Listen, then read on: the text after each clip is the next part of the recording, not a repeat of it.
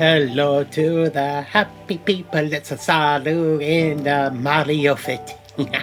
Why am I dressed as Mario? Sorry, you'll have to find out later. So, continuing the Atelier series, we go to the most recent saga, and arguably the saga that has put Atelier back on the map because everybody was playing this game. Atelier Ryza, Ever Darkness and the Secret Garden.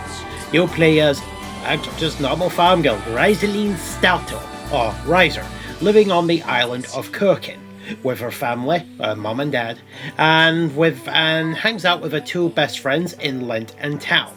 They're basically just bored, that kind of thing, and want to explore the open world, but they're a bit nervous of doing so. Through the accidental meeting of alchemist Ampel and his very, very endowed assistant, she learns of alchemy and wants to explore the world outside. So together with Tao and Lent, go on their way. Now, in terms of the story, it's quite gradual, actually, and the characters are all normal.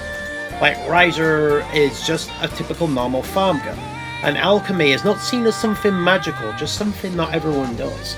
And she wants to do it because she finds it fun to do, something new. Because you can relate to that. When you're doing one thing on a little island, you kind of want to see what else is out there.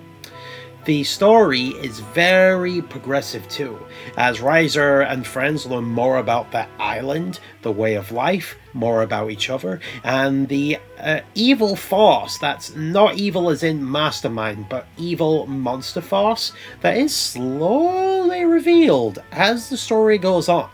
The characters are well established, they all have their own arcs and backstories, and my favourite is obviously Ryzer and Claudia, as their nice relationship builds. It is a really nicely paced story. The gameplay, can't bash it either. On the alchemy side, it's sort of a Rorona where you bone ingredients in, but you now form I can describe as paths, where you put an ingredient, it leads to one path, but another ingredient leads to that path, and you have to consider what paths you're building, because you can only, compared to before, you can only put so many ingredients in this time. And on the gameplay front, it's radically different. The only way I can describe it is an active time battle system, where you have three characters sort of fighting at the same time, and you control one directly.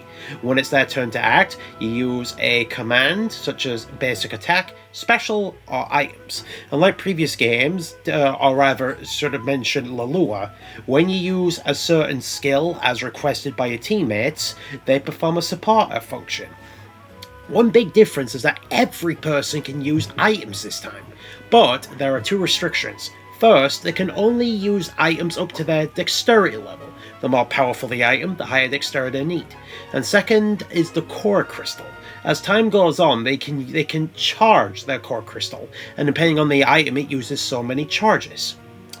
This is a very excellent game, and an absolute perfect recommendation for anyone who's enjoying the series, because Ryza is very approachable. Alchemy is not treated as this mystical art, it's just kind of there, it's just that no one really does it. Gameplay is really good, characters are really likable, and not spoiling anything, the ending is pretty good too. And now naturally, we usually go to the next generation, but not this time. See you on the next one, bye bye!